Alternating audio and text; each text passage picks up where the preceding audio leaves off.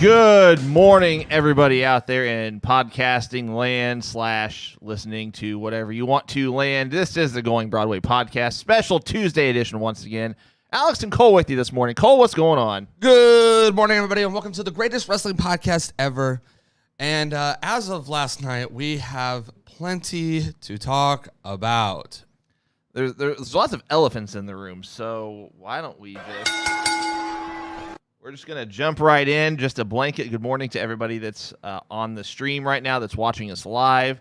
And a special thank you to you all if you're watching this a little later after we're off the air. So, let's just lead in with the walkout. I'll let you start this time.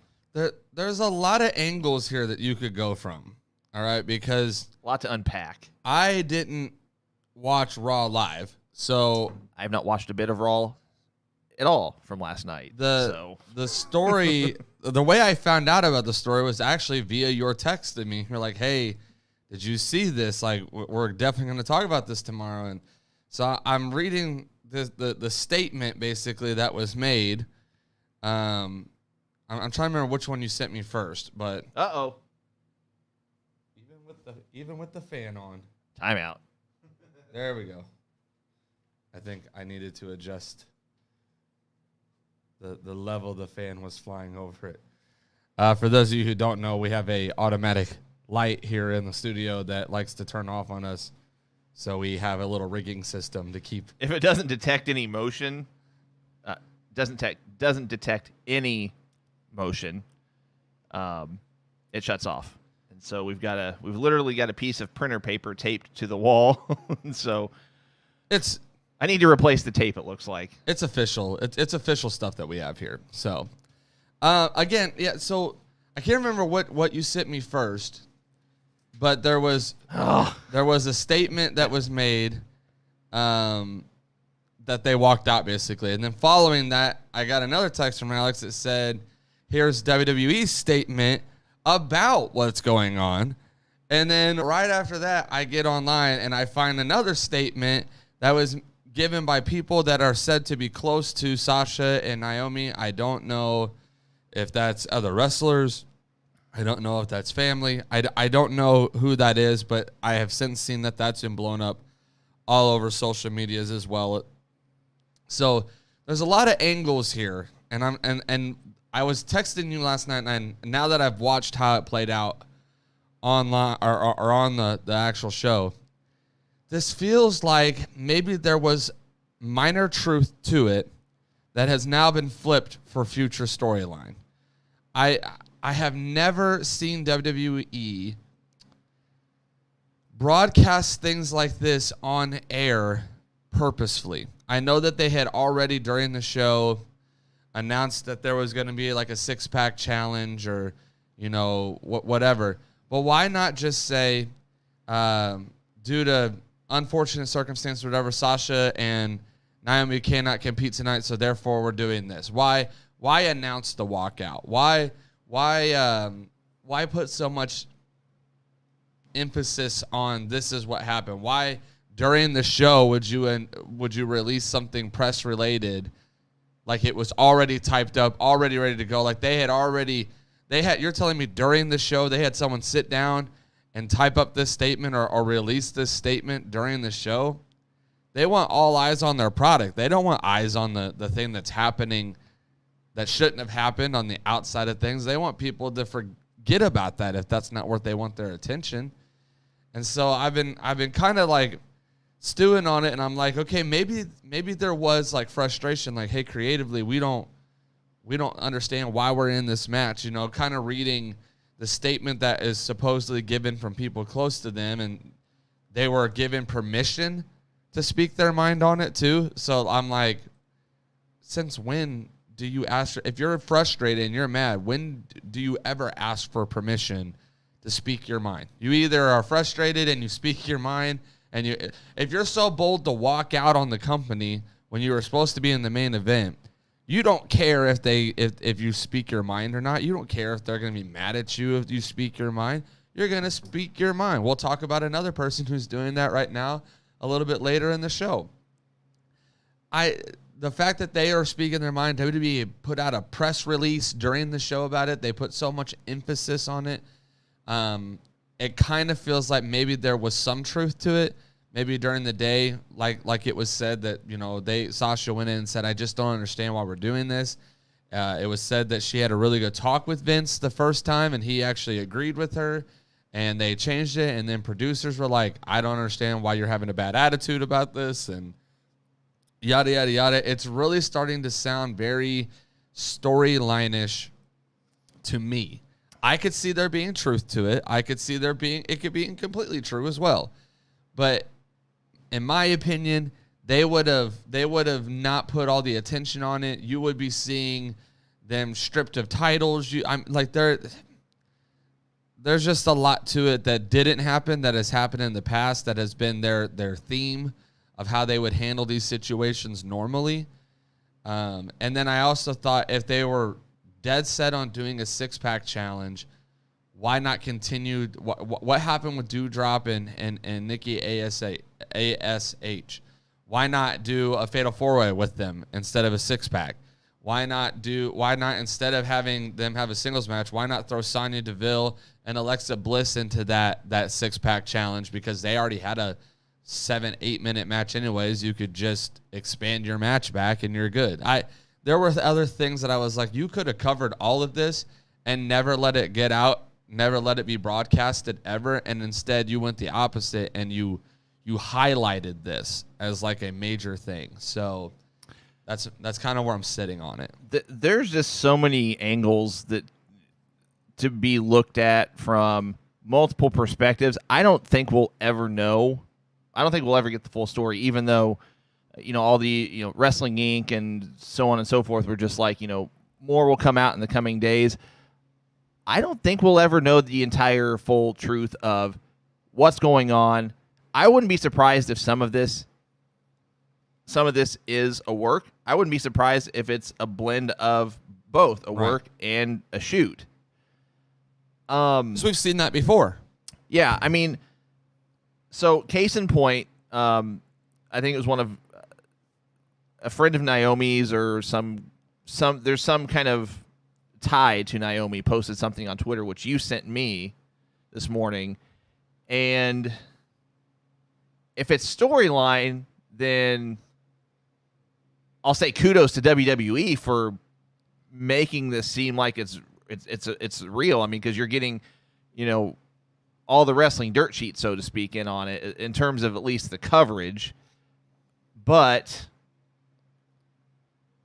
I don't know. I mean, there's just so much to unpack. I mean, you could start anywhere. You could start with the fact that, Naomi, they're going to try to turn her heel inevitably, have her join the bloodline.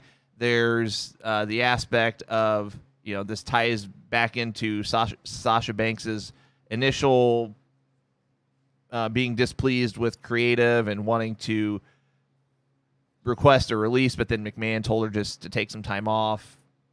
And it's so much happened in a 12-hour period. It's like there's not a good way to necessarily. There's not a good way to unpack it. I mean, it seems like a big mess right now in terms of, you already alluded to the fact that they're the women's tag champions. They would have been stripped of the belts if this was legit. And again, my opinion is I think there's some legitimacy to it, but then I think some of it's also a work. And I don't think we'll ever know if there is a blend of the two, how much is legit, how much is a work, or for storyline purposes. So, I mean, because the other thing to note here is that we're not just talking about two women's wrestlers that are good or great or amazing. One, we're talking about somebody who's married to one of the top stars in the company. They're the longest reigning SmackDown champions or tag champions. They're probably going to go down in history as one of the top 5 tag teams of all times. They're probably going to go down in history as the longest reigning tag champions the way they're headed right now. They're going to unify the tag belts, it looks like. I'm still seeing mixed stories there. But they're high, and they've gotten away with a lot too. We've talked about the DUIs and some of the criminal history that they've fought through to keep these guys in the company. This girl is not going to go and just risk all of that for not just herself, but her husband. Her career is kind of probably nearing closer to the end than it is the beginning. I don't see any other companies being extremely interested in her by her throwing it all out there and putting her whole, livelihood on the line and saying, it's fine, I'll find work other places. Yeah, some indie people might grab you. Yeah, you might be able to go to Impact, but you're going to take a huge decrease in where you're at right now position-wise, especially if there's any talks of putting you in the bloodline. Any talks of the rumor was she was going to win last night and face Bianca Belair, and that they were also going to have Sasha be the next contender for Ronda Rousey. So, to be in those talks and you throw it out all on the line, specifically her because of who she's married to and the connections and all that, that shocked me that she would stand. The wording was still she decided to support Sasha's decision and walk out with her. It's not been really reported that she was just as upset. It was more she could see Sasha was upset and she decided to stand by her and walk out with her. That's the part that's kind of getting me. Also, Sasha Banks, yeah, she could literally go anywhere and get a payday, and I think she knows that. So if it was just her that walked out, I think I would be on a different spot or in a different position on this story. The fact that they walked out together, they're the women's tag champs. It just feels too storyline-ish with how it's been handled, and they both have a lot riding on it. I think there would be something to say. Stone Cold talked about how he handled that the wrong way when he walked out. I think there's a lot to be said about the people who handle things the wrong way. Whether or not she's justified in how she feels, that would be the wrong way to handle it. Walking out is never the right answer. You can make you work there. You're signed to a contract. You said, I agree to do this stuff, and this is what they asked you to do. You may not like the creative. That's what you sign a contract to do. You are contracted to a company. You do what they ask you to do. Vocalize that you're frustrated. I'm cool with everything that happened all the way into the walk-up if this is, in fact, all true, detailed information, real life. I'm cool with everything that happened except for the walkout. Having conversations with your boss is great. Having conversations with the writers and the producers, great. Especially that you had differences. You talked about them. You went back to your head boss and continued to convey that you're frustrated or that you don't understand or whatever. All of that's great. But if you're walking out because you don't agree with how it's being handled or whatever, and you've signed a contract and you've committed and all this stuff, especially because we've been on this side of it, even with the booking interviews and stuff like that. It is really hard to promote things and push things out there and then have dates changed on us and different things like that. So when you're the promoter, when you're the person that's booking things, it is extremely frustrating to have commitments from people, and then whether it's on their end or not, those commitments not being able to be, held. And so I would definitely be frustrated with them if it was real. That's why I'm kind of like, man, as soon as Nash Carter with MSK was, instantly fired, stripped the titles, everything was done in an instant.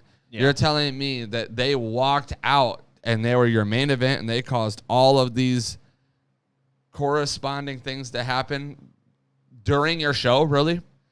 And you didn't strip them of their titles and you didn't release them.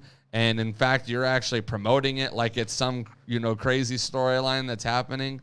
I don't buy it. Well, it even goes as far to say I don't know if this is part of WWE's statement or if it was from Fightful, from Wrestling Inc. I'm not sure, but the story goes is that they actually physically left the belts on John Laurinaitis' desk or left the belts with him. And to me, that's just like, why do you feel the need to throw that in there if it's not storyline related? Because, I mean, if this were a real thing, like, I feel like there are little nuggets like that that kind of lean me in the direction that some of this is a work. I mean, not just that. Like, if it were real, now that you have, like, if you're WWE, you physically have the belts. Assuming the story is true, if they really walked out, if it's a real deal, but you physically have the belts, you would immediately say they're stripped of the tag team championships, because you're not going to have to worry about them jumping over to another company and physically have the belts with them, like, that's happened in the past. Right. The other thing I want to mention about this, though, too, that was apparently iffy on if it was true or not, is their concern of working with specific women's wrestlers. Apparently, from the close friend, that was never true. There was never anything said about working with, which it has come to be known that the two that they were concerned about, if it was true, would have been Asuka and Becky, of all people. I would have thought it would have been Nikki and Doudrop, not because they're unsafe necessarily, but because they don't have a whole lot of in-ring experience with them, and it kind of sounded like the match was thrown together kind of last minute. So maybe there was concern that there wouldn't be chemistry and things like that, which goes back into the creative side of it, like, what are we doing here? It was also reported that one of them was going to have to pin the other. I was assuming that would mean that Naomi would have to pin Sasha because Naomi was scheduled to win the match. So I'm kind of scratching my head now, like, and I think that's where Sasha's disdain was, like, we're the tag champs. You want us to fight one another.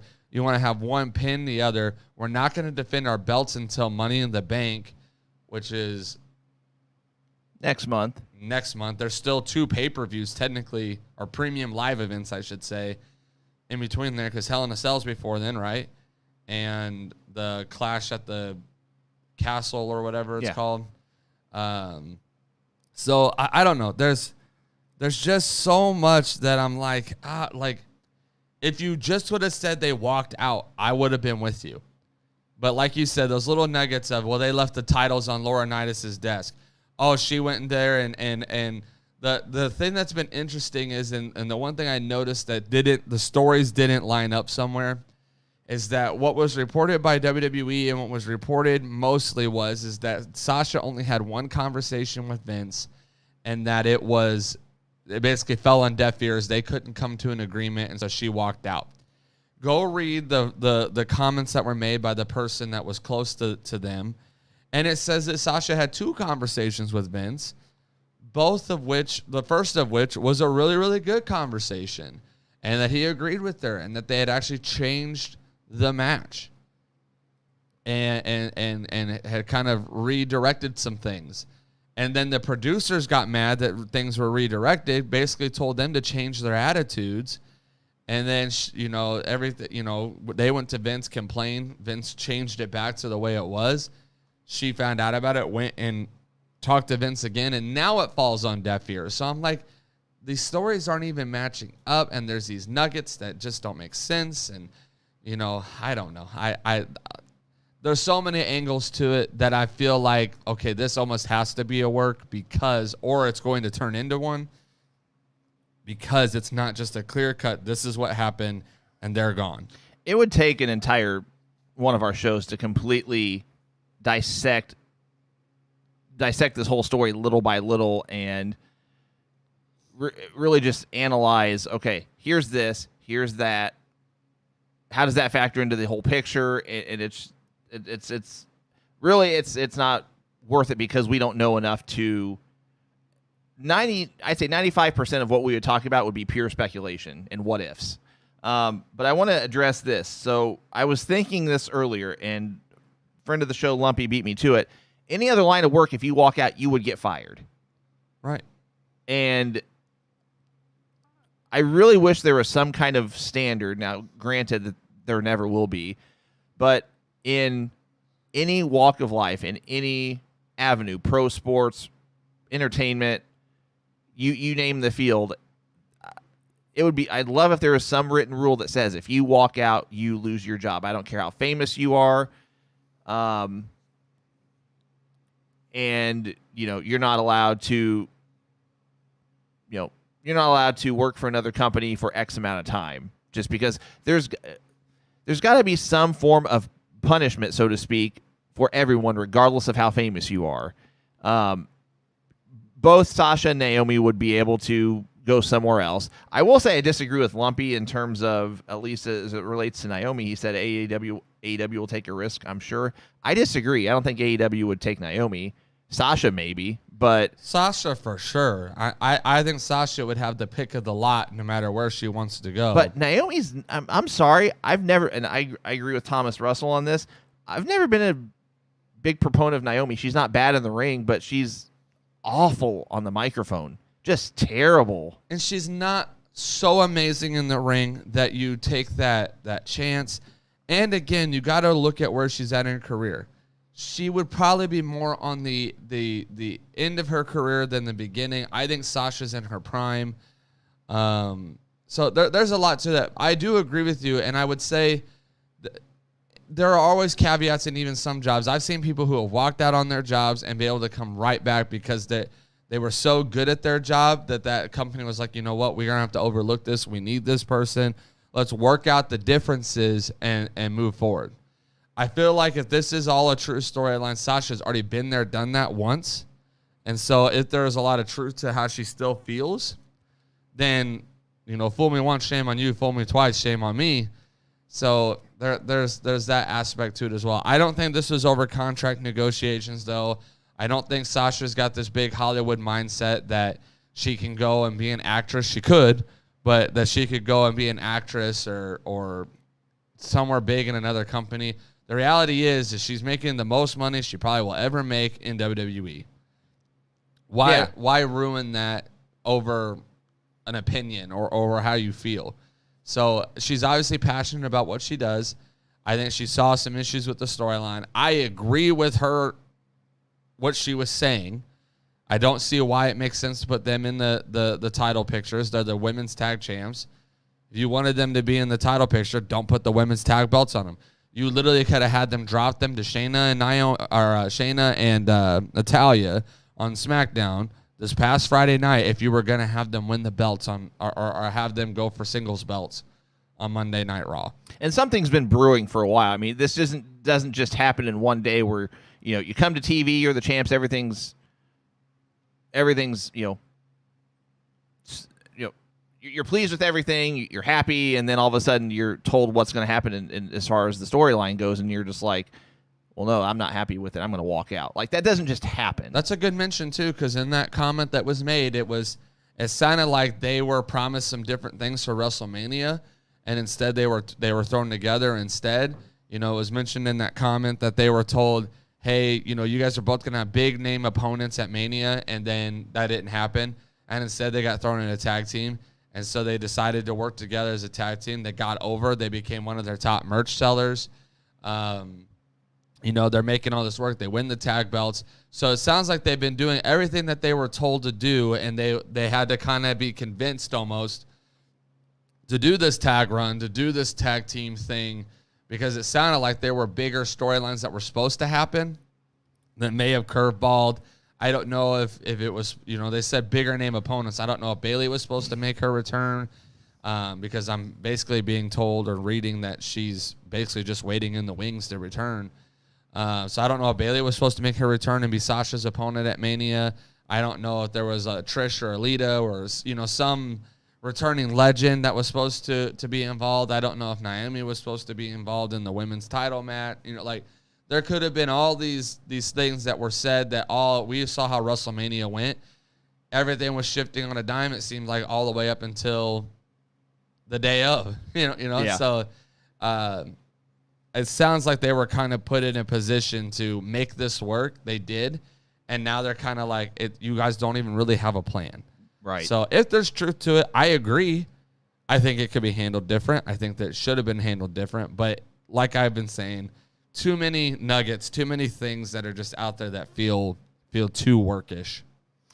Let's pivot a little bit. We're going to talk about another talent here shortly that's kind of in the same situation, having a little bit of a disagreement with their employer. But let's touch on a recent release from NXT. It was revealed that Harland was actually meant to have that 4th spot in Edge's Judgment Day group. Your thoughts on that? Well, it's funny because I think last week we kind of talked, or a couple weeks ago, we talked about him when he was released. I was like, man, I could really see him fitting in this Judgment Day group. I was like, it's kind of weird almost that they didn't, because it's even a better mouthpiece than Joe Gacy. And I think Joe Gacy's done a good job with Harland as far as being his mouthpiece and talking and all that stuff. I thought he did what he could. But you literally could have him go and be in Judgment Day and not ever say a word. He literally could be Eric Rowan in in the Wyatt family. He doesn't have to speak. He could be your big old monster that comes out of the closet and destroys everybody, and you just kind of pat him on the back and say good job, Harlan. That's all he had to do. You have Edge that's there to speak. Damian Priest is decent on the mic. You have Rhea Ripley. I mean, like, you have these people who are better on the mic that they can handle themselves. He doesn't have to talk. He doesn't have to say anything. And you can slowly have him start to, throughout the progression of the storyline, and have him speak and have him kind of get some experience learning from these other guys and girls who are better on the mic. I didn't think his in-ring ability was amazing, but at the same time, I didn't think it was so bad that he couldn't have made it work.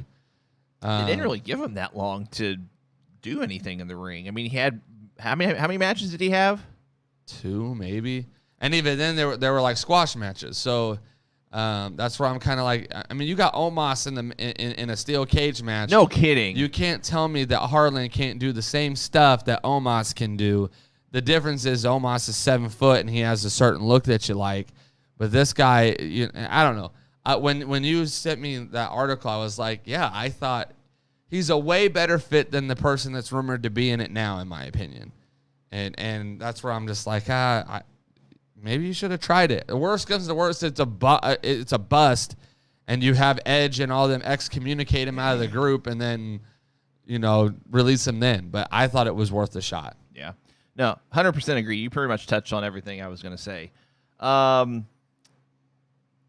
We have an in-ring return that is imminent, and I actually have more to the story since I texted you. So, at 70-some years old, Nature Boy Ric Flair is coming back for one match. SummerSlam weekend. It's actually the Sunday after in Nashville at the Fairgrounds. Jim Crockett Promotions. It's Jim Crockett Promotions.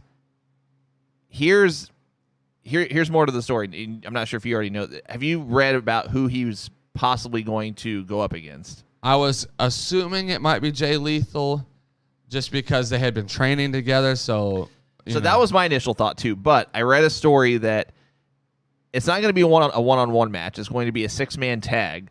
Interesting. Flair is going to be on one side, teaming with FTR. Interesting. Against the Rock and Roll Express and Ricky Steamboat, also coming out of retirement. Huh. I have super mixed feelings on it. I want to see it, but I'm afraid it's going to be a train wreck. And I agree with Jeremy. I don't want Rick to get hurt. Is this taking place in a nursing home? No, I just said at the fairgrounds in Nashville. Is it like field trip day for them, and they're like getting to participate? Why? All right, don't get me wrong. We had Ricky Morton on. Guy has an extreme amount of knowledge. I'm not going to say that the matches they've had in this late of their career have been off the wall terrible, but unnecessary. And I think that this is my feelings as far as people who get into their mid to late 60s. And I'm like, guys, you've done it. Okay. At this point, if you have not proven what you were going to prove in the ring, you're not going to do it. All right. Like, this is how I feel about Sting. This is how I feel, and Sting actually looks somewhat decent in the ring still. I think a lot of that's how they book him. And I think that's a large part of Flair probably thinking in his mind, okay, if he can do that, I can at least come back for one more match. But I'm like, even when you get to some of the guys who are like in their 50s, I'm like, why are you taking that spot in this point in your career? Why are Sting? Why are you jumping off of banisters onto tables and all this stuff? Is like, you have nothing left to prove.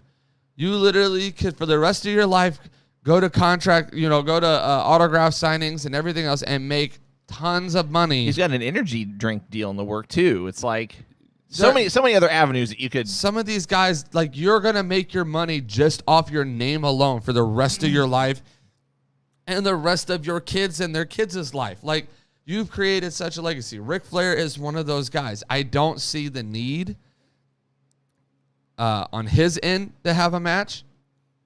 I thought the way he's ended his career, the 8 times he's done it, has been more than enough. And I just don't see it being good. Like, even the training videos I saw with him and Jay Lethal, I was like, this doesn't look good. This doesn't look believable. I just don't see the necessity behind it. They'd have to rehearse the match. And even then, it's again, at least when you have the Rock and Roll Express wrestling, they're wrestling with a better talent.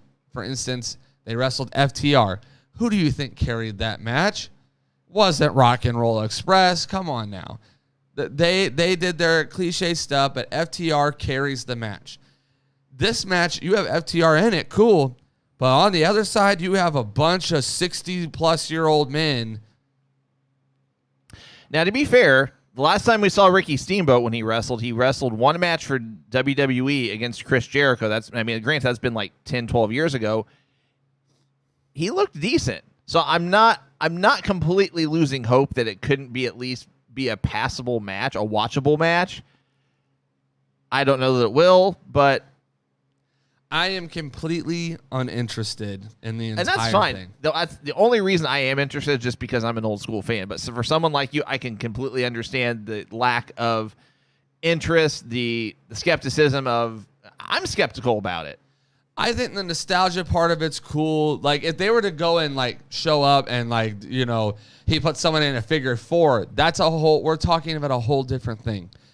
Me believing, and this is probably going to be the main event of that show, too. Well, yeah. And, like, it's just one of those things where I'm like, other than the nostalgia part of it, it really is not, it's not a marquee match. I know FTR is probably eating it up because it's their childhood, but I would almost be like on the opposite side of it if I was a wrestler even. Like, I'm working a match with a bunch of 65-plus-year-old men. I would be scared to touch any of them. Like, I would be... Ric Flair's 77, 78? I mean, he's got to be... Ric Flair is 73. Okay, so he's 73 years old. Has worked the wrestling business his entire life, which means his body is not in the top pristine shape that it should be in. He almost looks like he's going to have a heart attack just getting in the ring half the time that I have seen him. I'm not as concerned about Rock and Roll Express just because they at least have been working consistently through this time, so their bodies are a little bit more used to the up and down, the back and forth. Ricky Steamboat, I have not seen enough of him in the past 12 years to even know. I felt like he came out for one of the Raw Legends things one time, and he looked okay, but I can't remember off the top of my head how long ago that was. Yeah, I would probably watch it just from the standpoint of I'm interested to see how bad it is.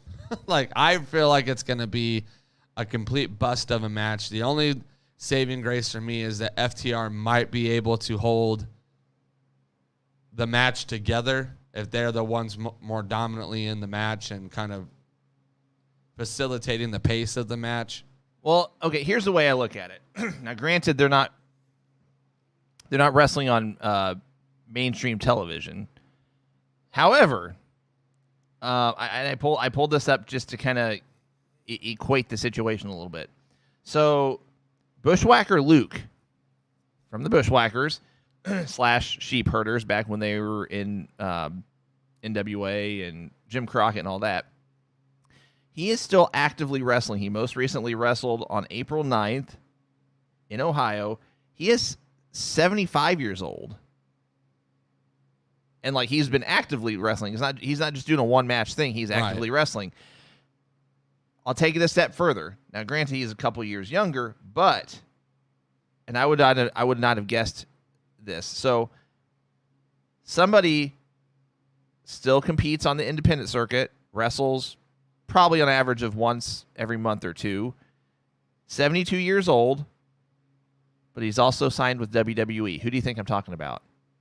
I would not have guessed he's this old. Jerry Lawler. Oh, I did see that he was in a match. One of our viewers said that he was wrestling the main event.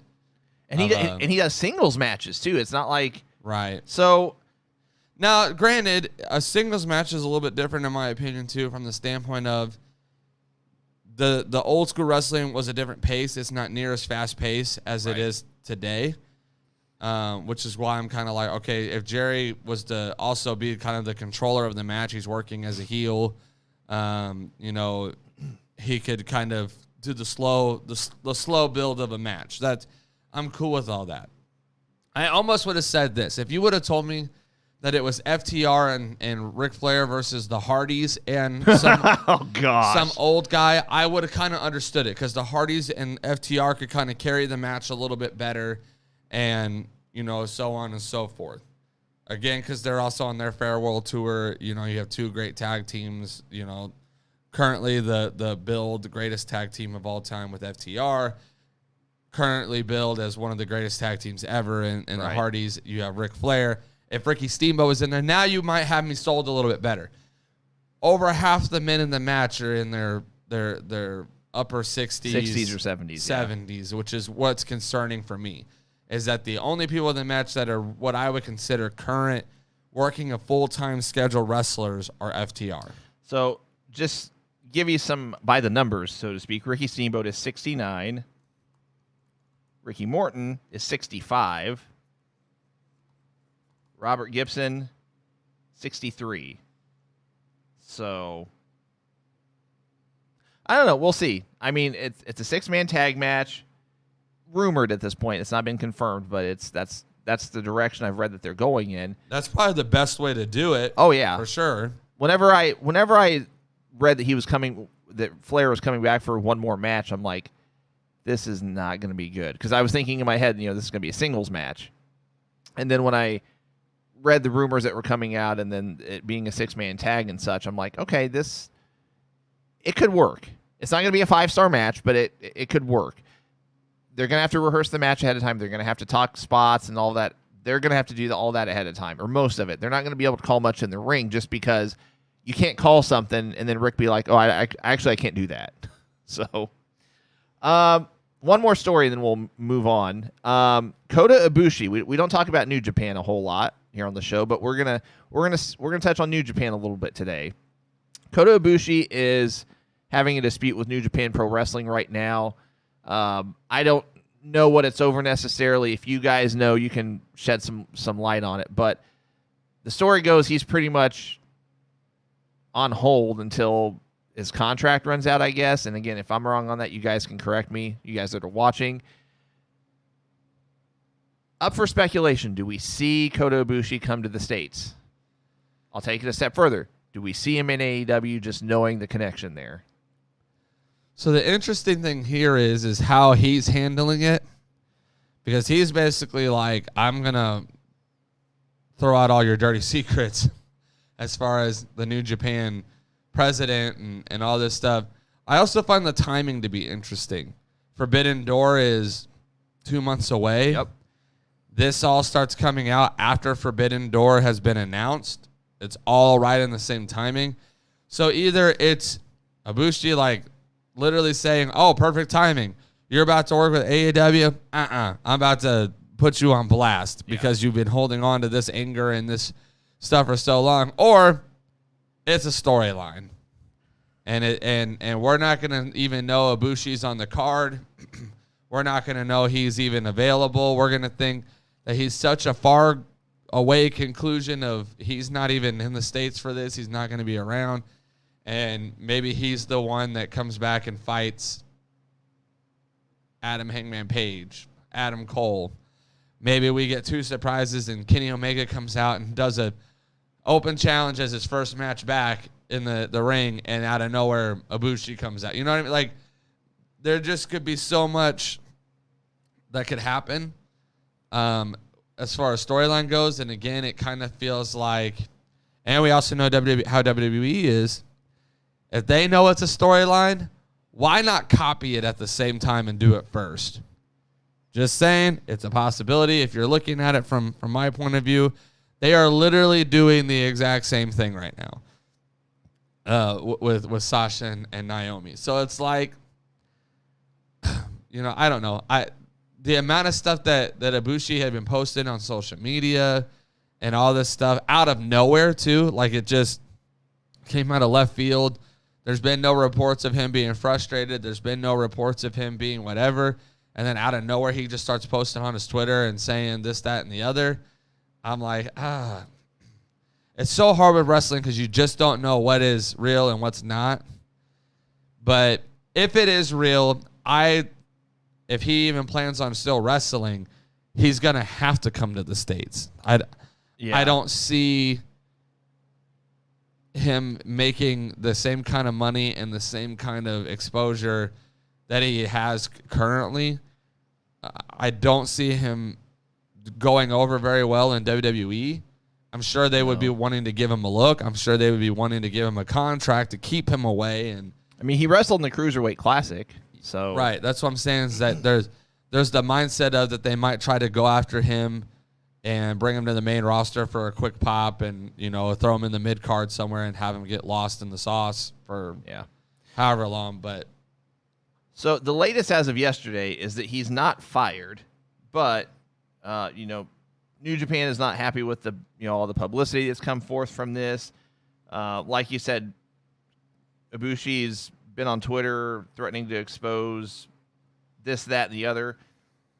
The other thing I wanted to bring up as it relates to this story is that Kenny Omega, who we know that, you know, they're a tag team or have been in the past, he tweeted he tweeted this in Japanese, by the way, but the translation reads, Fire of resurrection will burn bright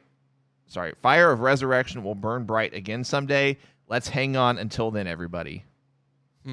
So whether it was tying into Ibushi's situation or not, could have just been, you know, related to him and his injury recovery. We don't know, but it was worth mentioning. So, and let's look at it from this way. If he does have good connections with those in AEW, and there is ever a possibility that he would want to go and work there, why would you be throwing New Japan under the bus right now, right up before a pay-per-view that AEW is extremely involved in? We're going to talk about Capital Collision here in a few moments, and I think there was a lot of story building towards Forbidden Door that we're kind of seeing take place in that as well. And so I'm kind of like, again, all of a sudden you want to expose everything and all this stuff. I just have a hard time believing that you would think if he was exposing it, all of these AEW people he's close with that are execs and want this Forbidden Door pay-per-view to go over well, you think they would be like, hey, dude, can you wait to do this until after Forbidden Door at least, and hold off and whatever, and keep it all private until at least we're done? That's where I'm kind of like, okay, well, all the great relationships he has with everyone involved, this feels storyline almost to the T. Like it almost screams it, because he's not really posted anything to as far as exposing them. He just threatened to expose them. Right. More to come on that, I guess. I don't think we have 2 months, so we'll see what happens here. All right. Let's transition to New Japan's Capital Combat event that took place this past Saturday, I believe. I have not honestly had a chance to watch the vast majority of it. I've seen some of it. What I did see looked good, but it's just one of those things that, you know, taking time to watch wrestling, period, much less something that's, you know, international. I mean, because I generally watch wrestling within the states. You know, companies that are here in the U.S. But Right. nonetheless, we'll just take this card match by match. Note that this was actually a pretty U.S. heavy card, though. Right. And that they had a lot of names on it. I didn't even know the event had happened, honestly. I didn't really see anything about it, and so I went and watched some of it. I didn't get to watch all of it because the site that I used to watch those kind of things, the video kept freezing up to a certain point, and it wouldn't let me continue on. So I know what happened. I saw how storylines were progressed. But a lot of names on this card, and it was, in my opinion, more U.S. heavy. Oh, yeah. I mean, it took place in D.C. Right. So, but they didn't bring over a whole lot of guys from New Japan. Right. It seemed more carried by. And anybody that they, quote-unquote, brought over, I think, was already here in the Right. States for the most part. Right. So the dark match was an AEW had a presence on this card as well. Nick Comoroto defeated Kevin Knight in the dark match, about 6.5 minutes. Then the opener of the card was Carl Fredericks defeating Ren Narita, 10.5 minutes. Did you watch that one? Yeah, and Okay. and note that this Carl, I've not heard of him. Carl Fredericks. He was offered a spot in the factory stable, I guess, a month or two ago at another pay-per-view that they did, and he turned it down. And so the factory came out after this match and kind of attacked him, and they were setting up for a pay-per-view that was happening in Philadelphia, I think. Is it this weekend? A New Japan pay-per-view? It's a pay-per-view. I don't know under what banner. But he said, I'll see you in Philadelphia. And then I heard that it was one of the announcers had said that night it's being taped at this time, but it won't air until this date. And I thought it was airing. Collision in Philadelphia, maybe? Yeah. Let's see. I don't remember the date on it, though. But I thought they said this upcoming weekend or the following weekend. Okay, so May 15th, which was, well, that was Sunday. Oh, so it was the very next day then. So it happened already. So he said, I'll see you in Philadelphia is what he had said. Okay, And so it was New Japan Strong Collision in Philadelphia. So it was QT Marshall against Carl Fredericks. But that match you said was taped. So it was if it was for New Japan Strong, we won't see it for a week or two. Right. Next match, we have Team Filthy, led by Filthy Tom Lawler, Jarrell Nelson, Royce Isaacs, JR Kratos, and Danny Limelight defeated the DKC, some Japanese guy's name I can't pronounce, David Finley, Tongaloa, and Fred Rosser, formerly known as Darren Young. Correct. He looks good. In a 10-man tag. Yeah, I've seen some of his matches.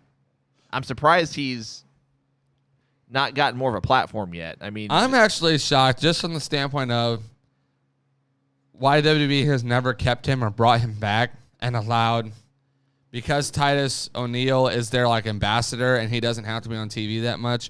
all he has to do is just make a one-off appearance and trip under rings every once in a while. Right. I'm just shocked because they always seem to be struggling to find like that other tag team that they just need to kind of fill the division. Mm-hmm. Why not have the primetime players there and they just kind of help fill? And, you know, he could do some matches, some dark matches, some house shows and stuff and help the company. Maybe he feels like he's a bigger draw than that, but he looked good in the ring, and I was kind of like, man, I don't know why WWE ever let you go. Like, you obviously could still do certain things and whatnot. So, just an interesting note. And Kratos is a massive man. That's all I want to say. That dude is a monster of a guy. I got to pull up a picture of him. He is. Jeez, he is jacked. He kind of reminds me of like a Vader type build. He is just a big dude. Like he's stocky. Just a big dude. Let's see. Next match. Chase Owens, who is currently one half of the IWGP World Tag Team Champions, defeats Bullet Club, right? Yes. Defeated Great O'Khan. I didn't. Did you watch this match? This was the second to last match I got to watch. My video froze during the Jonah. So the next match, yeah. Yeah. Okay. TMDK, the Mighty Don't Kneel, formerly known. Well, some of the guys are formerly known as TM61 in NXT. Mikey Nichols, Shane Haste, also known as Slapjack. Yeah. Jonah or Shane Thorne. Shane Thorne. Jonah, formerly known as Bronson Reed, and Bad Dude Tito, don't know who that is, defeated the United Empire, which is a group led by Will Ospreay, but he was in the title match later in the show. This consisted of Aaron Henare, Kyle Fletcher, Mark Davis, and Jeff Cobb. Went about 12 minutes. Who took the pinfall here? I'm just curious. I didn't get to see it. This is the match that it froze. Oh, you didn't get to see it. Halfway through the match. Okay. And it wouldn't let me go through. So, next couple matches, we're just going to kind of breeze through because neither of us got to see them, although they'd be probably decent matches to see. I did go and watch clips of one, which was the main event. Yeah, same here. Brody King defeated Minoru Suzuki, 9-minute match. This had to be a banger of a match. So the next one had to have been, too. Tomohiro Ishii defeated Eddie Kingston, 16 minutes. Bullet Club, consisting of Jay White and Hikuleo, defeated Kazuchika Okada and Rocky Romero, who replaced Trent Beretta because of COVID issues. A little under 16 minutes. And Jay White cut a promo against him, Okada, afterwards, I believe, which almost kind of seemed like it was setting up for something that could take place at Forbidden Door. I'm not sure, but we shall see. TBD. And then in the main event, Juice Robinson wins the IWGP United States Championship, defeating former champion Hiroshi Tanahashi, who's kind of a transitional champion, which is kind of weird. Will Ospreay, who surprisingly took the pinfall, and Jon Moxley, about 15 and a half minutes. I'm wondering how they're going to play into this Will Ospreay kind of this storyline that kind of crosses promotions about getting like screwed over by refs and just screwed over in general. Because I called this whenever I watched it. His foot was clearly under the rope, but so I tweeted it from our GBP Twitter page, and I tweeted it. Then I thought, it's like, well, maybe Japanese wrestling rules differ in the sense you actually have to have your foot on the ropes. I never got around to looking that up if that's even a thing. I know they have a 20 count instead of a 10 count. Right. So I didn't delete it. I just left it up, but no one complained. But nonetheless, it fit into that whole Will Ospreay getting screwed over type deal, which leads me to be more intrigued with the Warrior Wrestling show against Davey Richards, and that's coming up in a week and a half. Yeah. So, but I got to watch this match. I'm not a big fatal 4-way or multi-man match kind of guy, especially if it's not like a ladder match or something if it's not a gimmick match. Those can be hard to watch sometimes. This was actually a pretty good match in my opinion. Yeah, and again, I felt like this whole kind of pay-per-view was a lot of story building for what's to come. Bullet Club was very heavily involved in this pay-per-view. Mm-hmm. We also saw, I'm going to butcher his name, Tonga Loa, because he was since removed from Bullet Club. But at the end of this match, I believe, or it was at the end of the Jay White match, he came out to, what's his name, Hikuleo, whatever his name is, says he never turns his back on family and yada, yada, yada. And we've talked about those who are involved in Bullet Club and AEW and kind of the ties that are still there. There's a lot of, it just seemed like a lot of story building. Juice Robinson, obviously ended up winning the belt in the main event. And he said, I beat Moxley and Tanahashi and Ospreay all in one night. And this is the energy boost that Bullet Club needed. And they also teased during the one of the 5-man matches that they did that David Finlay and him were since tag partners. And is Finlay going to join, the Bullet Club? And he was in that tag match with Lua. And so there's just a lot of storylines they're kind of keeping open. And I feel like it's building towards something really, really big for Forbidden Door. I don't know if we're going to see a cross-platform Bullet Club again or if we're going to see some teases and then turns. And regardless, lot of open Forbidden Doors. Jokingly saying this, but we saw Liv Morgan join Bullet Club. We saw Liv Morgan join the club, not Bullet Club. Same thing. All right, Wrestler of the Week. I'll go first with mine. As I've said, I weigh heavily on when someone wins a championship. Quality of the match also factors in as well, but I'm going with Juice Robinson. I am actually going with Juice Robinson as well, mainly because when you look at this past week of wrestling, again, one of those weeks where I just felt like, who do you pick? Like there was not a whole lot of matches, in my opinion, that stood out to me as like, wow, that was amazing. Like that just stood out over all the rest. At least Juice Robinson won the belt. He would have probably been my least picked favorite in that match to win it. If anything, I would have saw it either being retained or Ospreay or Moxley winning. I wouldn't have seen Ospreay winning just with because the current storyline. But Moxley was kind of a sleeper pick, and I know for some because he could win the belt and then drop it again at Forbidden Door. And that was kind of my thought, was that because they're doing Forbidden Door, you might want some of the belts on AEW people so you can win them back. Yeah.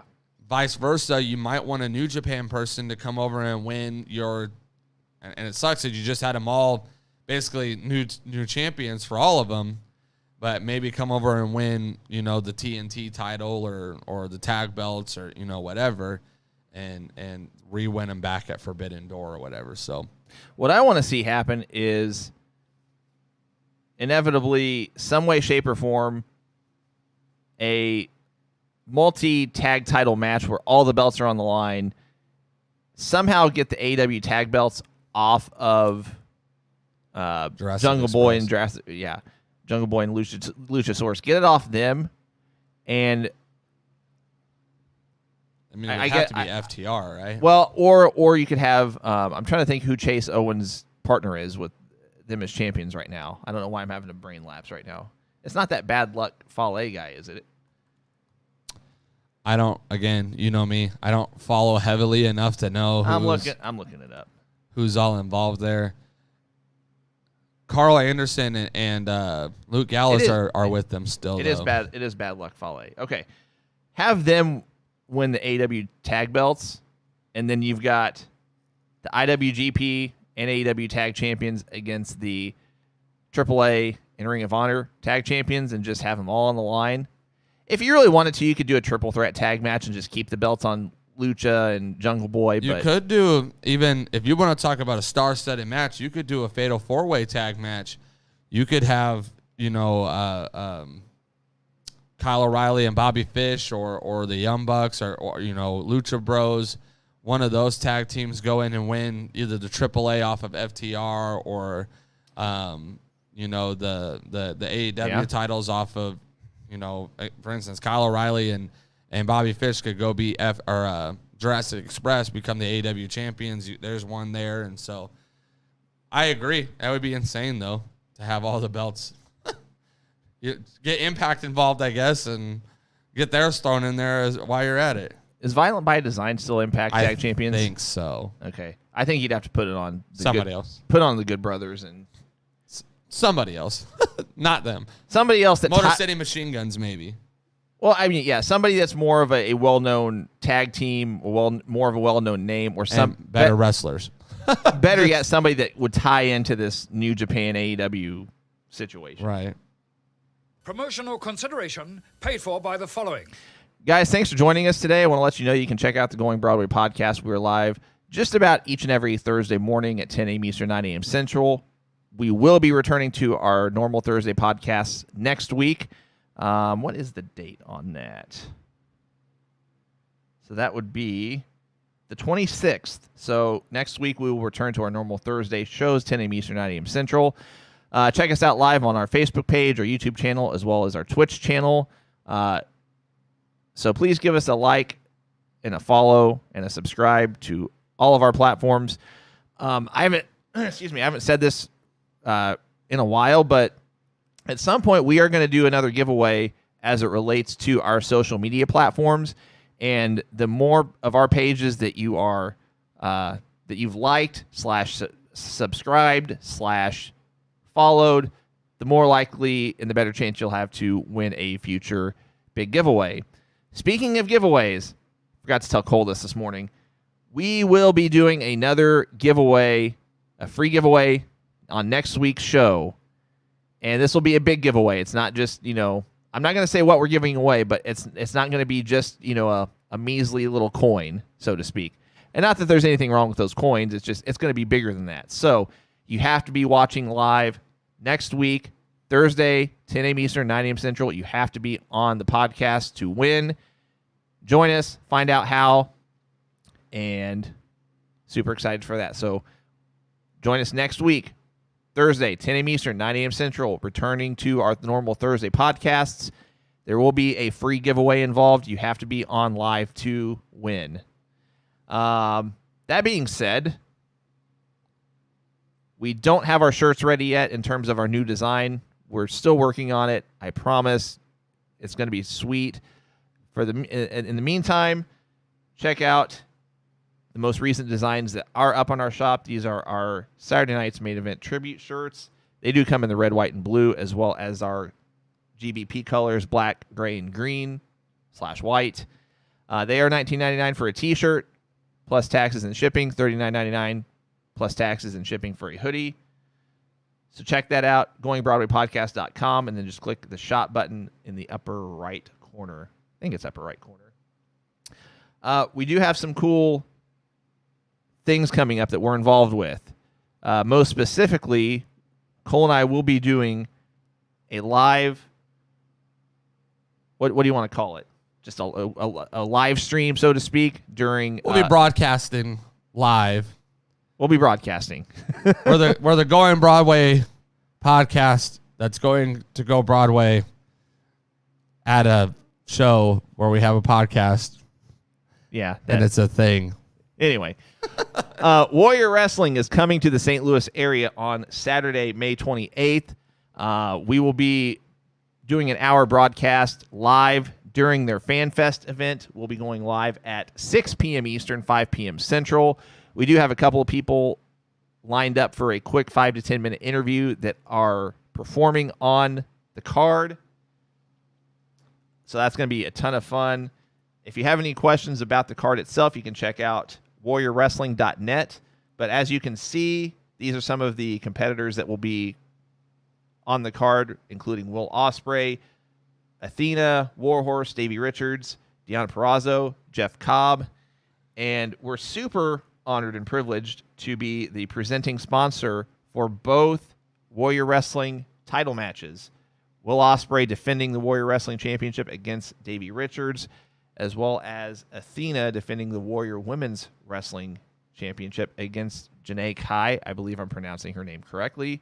If I'm not, I apologize. But, super honored, super proud to be able to be presenting sponsors for both of those title matches. And I'm looking forward to it. I mean, the Glory Pro Wrestling shows we've gone to have been fun, but I really feel like this is, no disrespect to Glory Pro Wrestling, but this has more of a big fight feel almost. And we're going to be at the Fan Fest, and we have some guests lined up for that, and I'm super excited. They're going to be like 10-minute interval type interviews, so they're going to be real quick, short and sweet type things. But it will just be a chance to get to talk to those people, and who knows, maybe we'll be able to set up longer interviews and things and whatnot with them in the future. So we're excited for that as well, and just to be a part of the Fan Fest as well. The parts about Glory Pro that I actually really enjoy and am looking to do more of with these other promotions that come through is getting involved with the actual fan base of the indie scene and the local shows that come through, as well as the bigger shows. We like going out with our belts. We like going out with our stuff and being able to talk about the show, talk about wrestling, talk about the talents that are there, and kind of building community and relationships. And so I'm really excited for that opportunity to do that at the Fan Fest there. 100%. So we're going to transition to, I didn't come up with a super creative name for this. We're going to talk a little bit about a situation that happened at an independent wrestling show. And I titled this debate just because you guys can participate. You guys can agree, disagree, tell us why. Cole and I might agree on this. I don't know, but we'll see. But to kind of set the stage a little bit, so at a pro wrestling show, and some of you guys probably have seen this already, at a pro wrestling show, there was a fan who I'm speculating, of course, but may have partaken in certain beverages a little too heavily. Maybe not. I don't know. Maybe just a hot-headed fan. But, he was being a fan and booing and things like that. And whoever the heel was at the time, I apologize. I don't know names at this point. If you guys know what I'm talking about, and if you know names, please feel free to share. There was a heel wrestler that basically, they were kind of mouthing off to each other, but the heel was being the heel, and I guess he made contact in some way, shape, or form with the fan. It didn't show it on video, but allegedly he slapped the fan's hat off. I don't know if he did that, if he maybe slapped the fan's hand or finger or whatever. But then the fan proceeded to headbutt the wrestler, and so at that point, all bets are off. They tried to get into a brawl, a little bit of a scuffle. Fans and other wrestlers were trying to hold them back from each other. And the rest is history. They kicked the fan out and everything. Joe Black. Joe Black was, I assume, the wrestler. So okay, he flipped his hat off. Okay, so let's talk about this. And we've touched on it a little bit before, but where is it crossing the line as a fan, and where is it crossing the line as a talent? So I kind of feel like, and maybe this needs to start happening, especially at the indie shows, more specifically, because less security, less regulations, and really the budget's just not there to do it as far as like AEW or, a lot of the times it's the venue security that is already hired for the event and things. When you go to a haunted house, you have to sign a waiver that says, I will not touch the performers, the people that are involved. You have then given them permission to touch you, to do whatever. They are not going to harm you. They are not going to physically do anything to you that is going to hurt you or anything like that. It might intimidate you. It might push your buttons.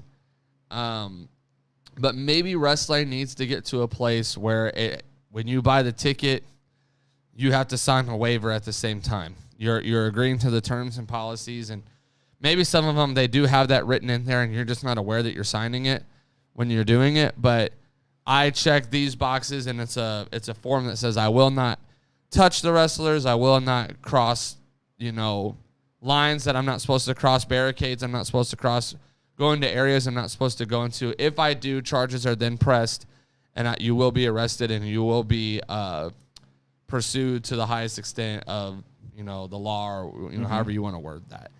Because I feel like here in this particular instance, we have seen wrestlers do far worse to fans. Oh, yeah. Than flipping a hat off.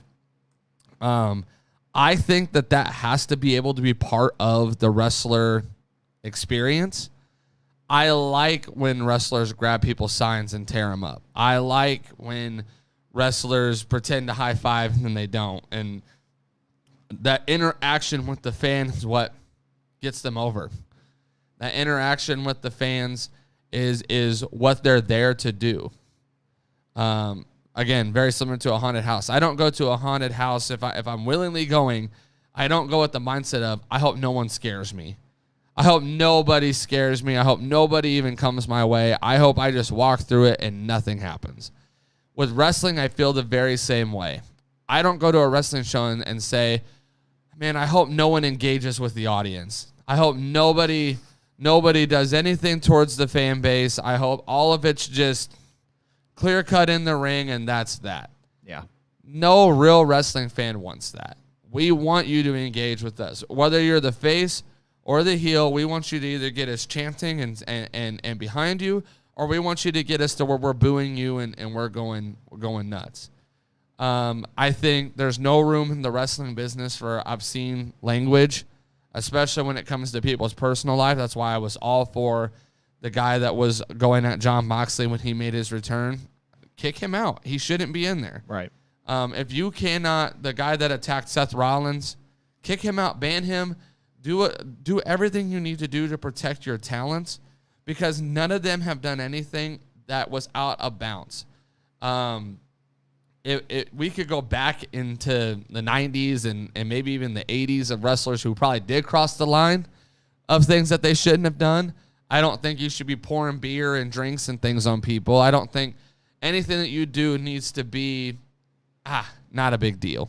Like as a fan, I see what you're saying. As a fan, you shouldn't have to be worried about getting sprayed with beer, even sprayed with water, just because. I mean, you've got to drive home. Like, you don't want your vehicle to get wet, smell like beer, smell like alcohol, whatever. And now today you have to be so aware of.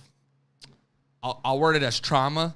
Everybody has their experiences. You don't know who in the crowd has PTSD. Yeah. You don't know who in the crowd has had experiences and things that have happened to them that might trigger something.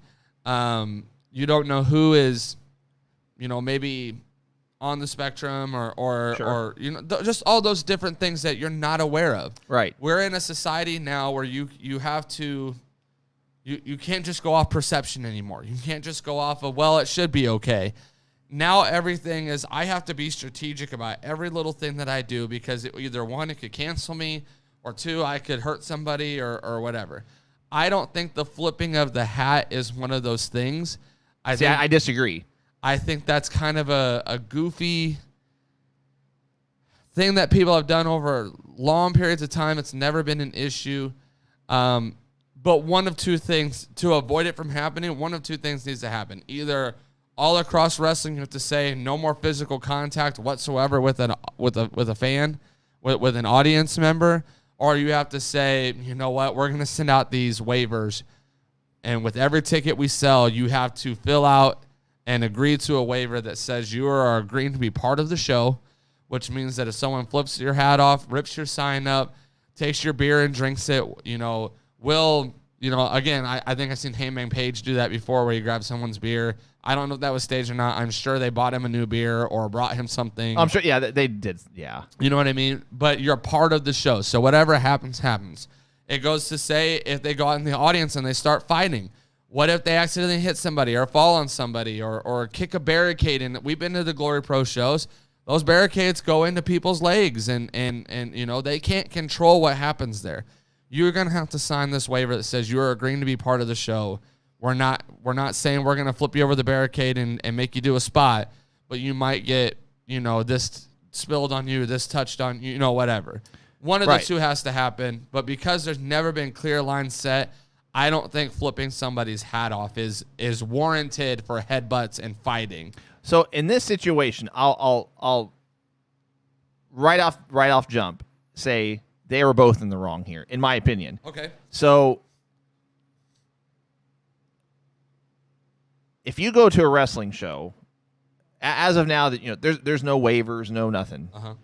If you go to a wrestling show and you're sitting close enough to the wrestlers, yes, you should expect there to be, if you're going to participate, if you're going to cheer and boo, you need to expect for there to be some sort of give and take, so to speak. You might get yelled at, or even having a sign taken away, ripped up. I'm totally cool with that. The issue I have is when a wrestler makes contact directly or indirectly with a fan, unless the wrestler, let's put it this way, unless it won't generate any sort of violent response. So, for example, like when MJF had people kiss the diamond ring, no big deal, in my opinion. Some people would probably disagree because it was still during COVID and such. Personally, I didn't care, whatever. But that's not what I'm getting at.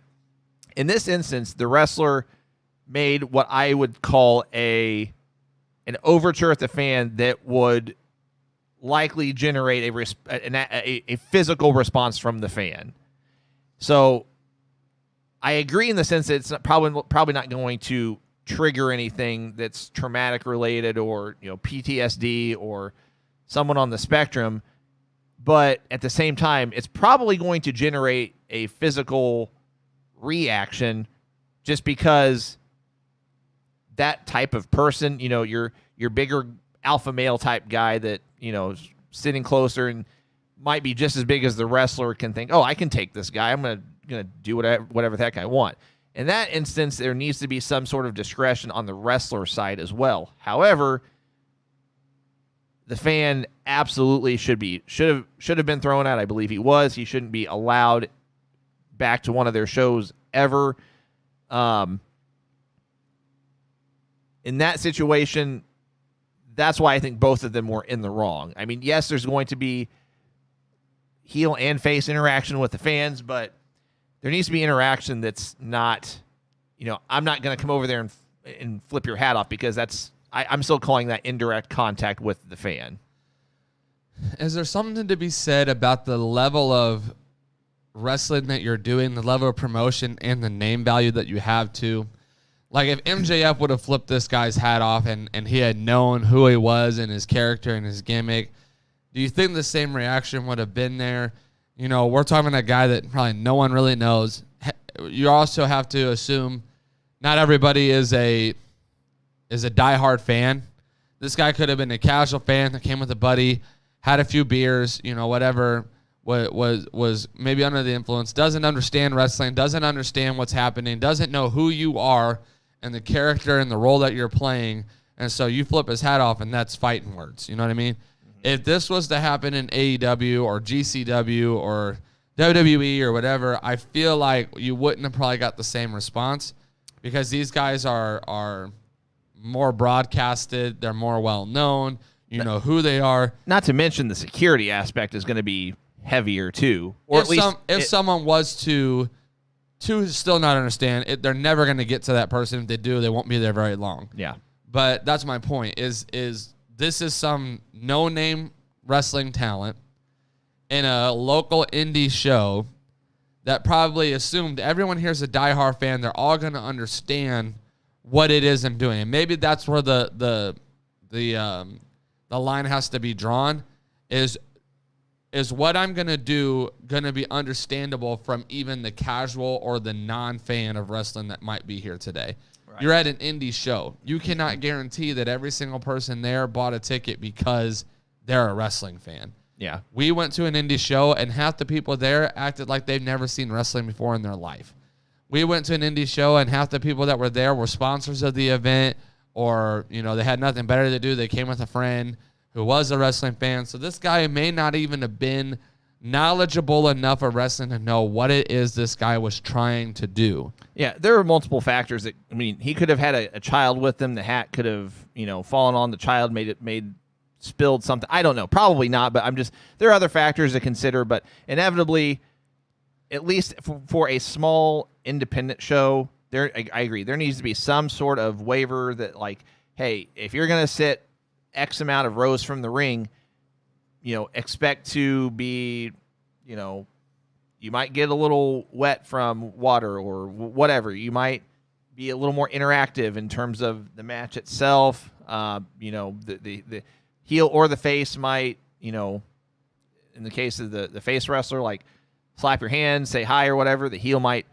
flip your hat off, something like that. But at the same time, in this instance, at least knowing what we know and not knowing what we don't, I think they were both in the wrong. I agree. And I would say I don't like my hat being flipped off. I paid money for that hat. I don't want it on the ground. I don't want it stepped on. I don't want it falling in somebody's nacho cheese chips, whatever. So I do get that from the instance of, it's not your stuff, don't touch it. And because most people's tickets are probably sold online, even the independent scenes, basically everybody has moved to online ticket sales for the most part. It's as quick as having a waiver pop up when you buy the ticket and checking, yes, I agree to the waiver. Because at least at that point, you can't get mad that somebody did something. Now it's on you. I agreed to be there. I agreed for that to happen. I can't respond whether I like it or not. The fan could still react however they want it. At least it's just the independent promotion. Their rear end is covered, so to speak. It relates to anything liability, if something happens to the wrestler. If something happens to the fan, whatever, if you're being escorted out by security and you get injured in the process, you can't sue us, kind of thing. It's like an amusement park. You can't get on the roller coaster ride and expect to not have your hat fall off. It tells you, don't wear your hat in here. Don't have your cell phone out. There's all these rules and stuff, and if you break them, they're not going to feel bad that your hat is underneath the roller coaster, and they're not going to stop what they're doing to go grab it or to go fix your problem for you. Yeah. They're just going to say, hey, this was the waiver. This is what you signed. These are the expectations, the rules. And that's what it is. And I think that needs to happen specifically in the indie shows. But even as a face wrestler, I wouldn't have cared for the time that Hangman Page was, crowd surfing with beer in his hand, going all over the place if I was down there. Me personally, I wouldn't have enjoyed that. I wouldn't have enjoyed getting kicked in the face on accident. I wouldn't have enjoyed beer getting spilled on me. I wouldn't have enjoyed any of that. So I don't think it's just a heel thing. I think in general, if you're going to be in the front row, you are basically saying, I agree to be part of the show. I'm going to be on camera. I'm going to have to interact with the wrestlers and other crazy fans and all that stuff. Maybe there needs to start being waivers involved that explain what could happen. And if it does, you're not allowed to respond if you're agreeing to be there. Agreed. Just when they think they got the answers, I change the questions. It's time for our fan mail segment, and I know we had some submitted ahead of time. If you have any questions for myself or Cole or for both of us, send them through the chat. We'll try to get to them, but we did have some that were submitted ahead of time, so let's get to those first. Let's see.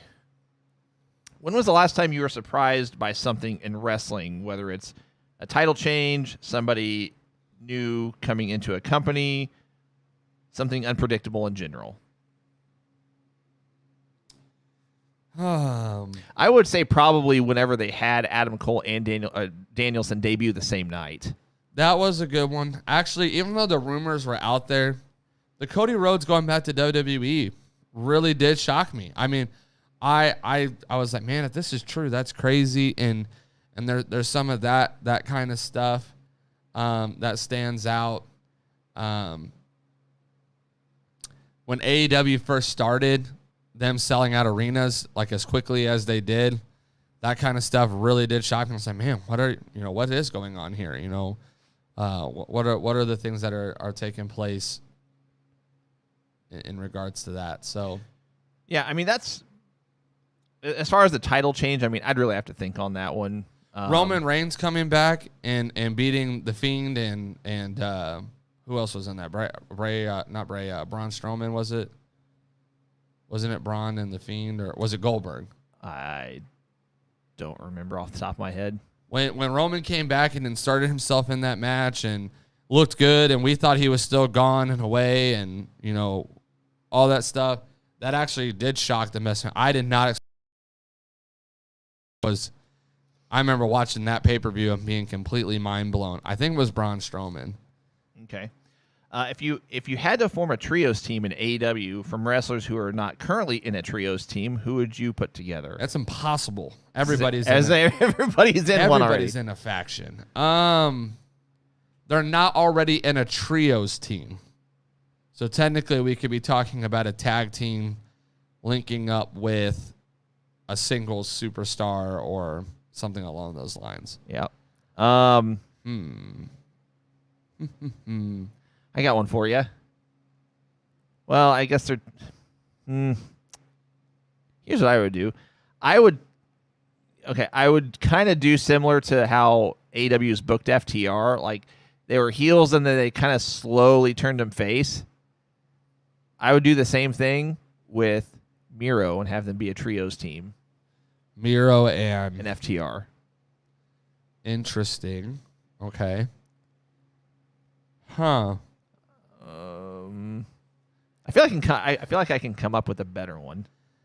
Again, a lot of people are already in like a faction or a tag team / like there's not many people who are just a singles superstar or wrestler, if you will. Man, I don't really have one. I mean, like, I am trying to think off the top of my head because what's his name? Mark Anthony. What's the lawyer's name? The one that represents Jay Cargill and Mark Sterling. Mark Sterling. Does he have more than just Tony Nese with him and Jay Cargill? I think that's it. I would be They don't really fit as far as like a gimmick team, but I think they would just be entertaining to watch. I would put Tony Nese, Swerve Strickland, and Keith Lee together, and have the three of them. Swerve, Keith Lee, and who else? Tony Nese. I think that it would be a spot fest for sure. Outside of that, I mean, gosh, guys, like everybody's in a faction or a. I'll actually maybe on one of these shows we need to go down AEW's roster and label out who is not in a faction, like who faction or not. Because Adam Cole and all them, they have a faction. You have the Jericho Appreciation Society. You have Eddie Kingston with Pride and Powerful. You have the House of Black. You have Jurassic Express and Christian. You have Lucha Bros and Pac are together. You know, I don't know if I could name. I mean, you even have like the what are they called? The Ryan Nemeth and what's their team? The Wingmen. The Wingmen. The Factory. Like even guys that don't even make it on TV half the time. Jay Lethal, Sanjay Dutt, and Wish Khali. Maybe you could find something for Samoa Joe. I got a faction for you. Wardlow, Brian Cage, and Miro. Would you say Brian Cage is in a faction though? He's with There's three of them. They're all under. They came out the three of them together during that ROH pay-per-view. So I would argue that Brian Cage is not up for grabs. Yeah. Okay. So again, you have Miro that's kind of sitting out there on the outskirts. Samoa Joe's out there. Wardlow is out there. There you go. Throw those three together: Wardlow, Samoa Joe, and that would be a scary team. Let's see.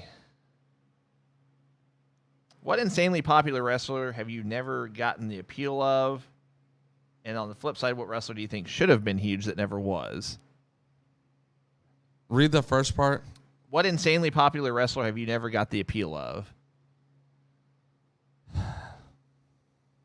Never got the appeal of or never got behind? Probably that. Never. I am not a huge Kenny Omega fan. Okay. Not saying he's not good.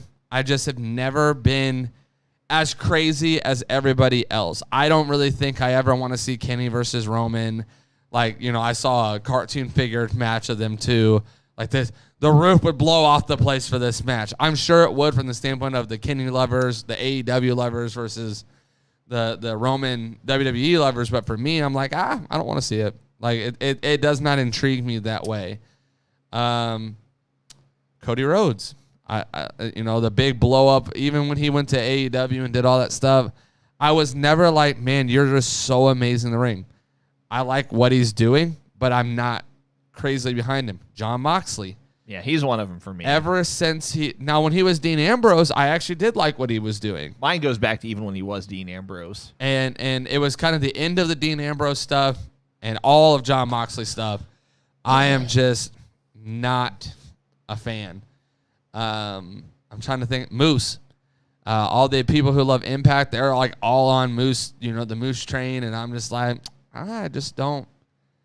I don't see it. I don't get the hype.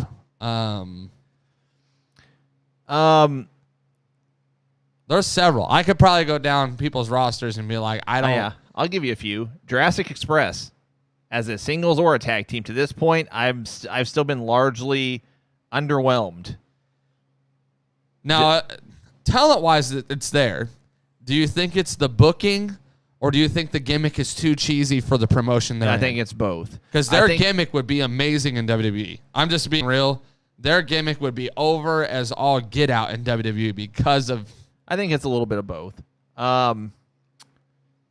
Talent-wise, it's there. They're both extremely talented. I think it's just a lot of it's the booking and just a dinosaur mask. The gimmick, like a dinosaur mask will We'll definitely do that.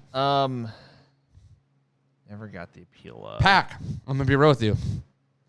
Pac he's got in-ring talent. Never really excited me as an overall package. I've kind of been that way with Penta and Phoenix, at least in AEW. Okay, I could agree, especially in AEW.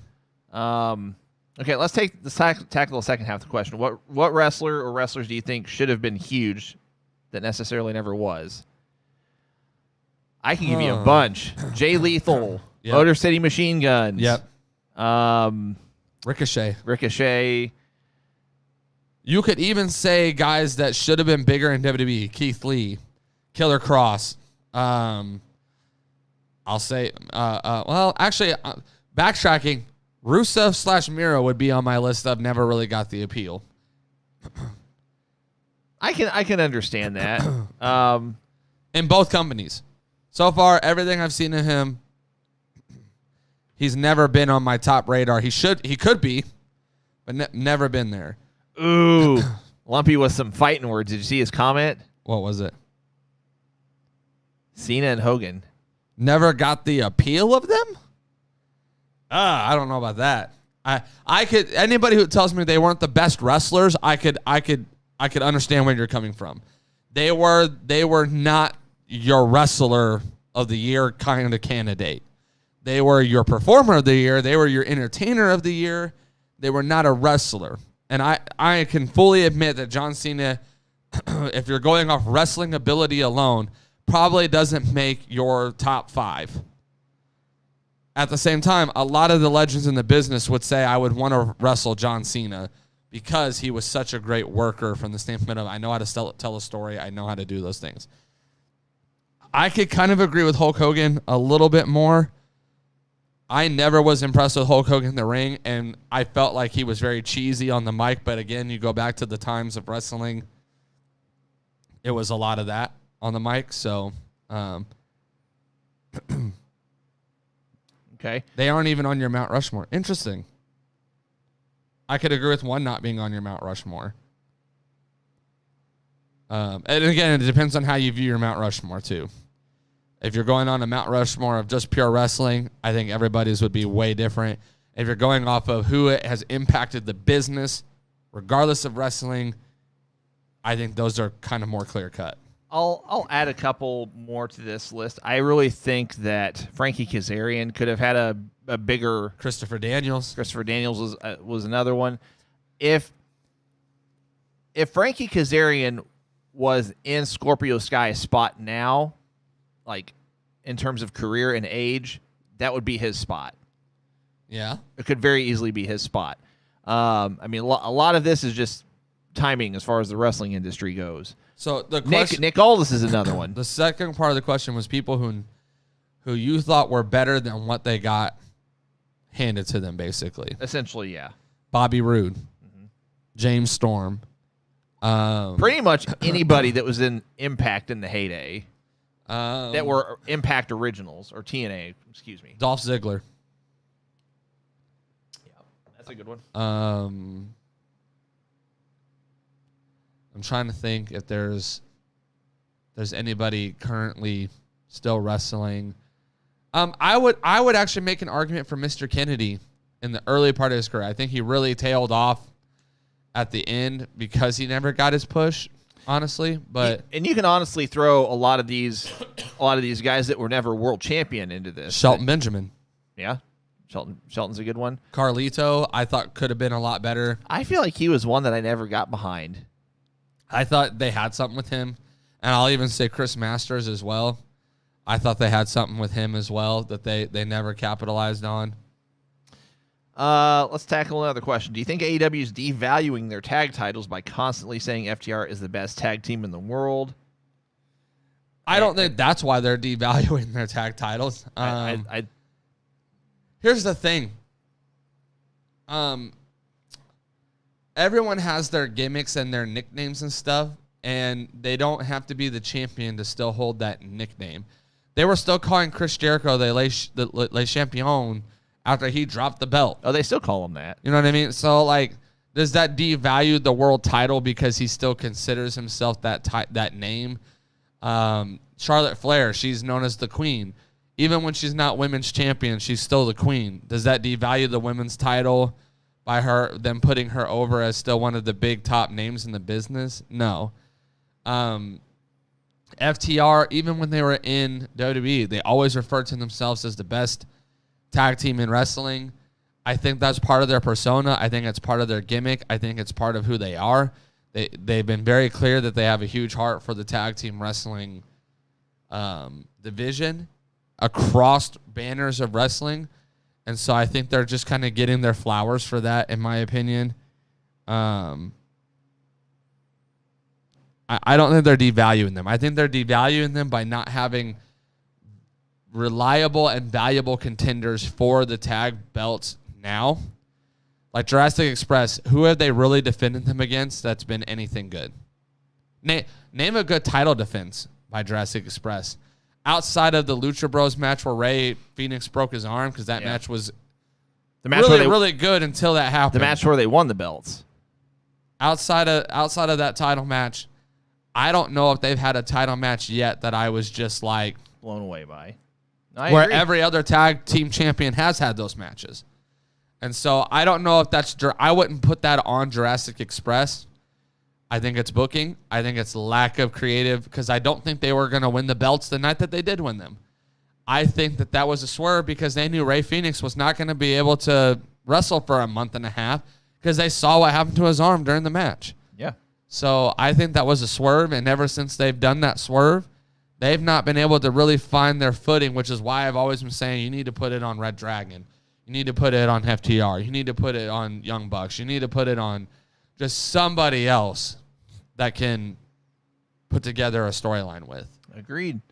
Tell you what, guys, let's transition to our preview for Dynamite tomorrow night, and we'll do a couple of predictions. So as of right now, so it's Wild Card Wednesday, whatever that means.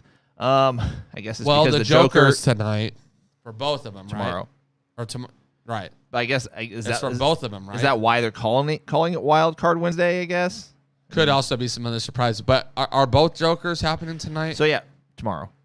I keep saying tonight. Yeah. Tomorrow. So we have a face-off with Chris Jericho and William Regal. Interesting. That's likely. I think that's going to set up a blood and guts match eventually.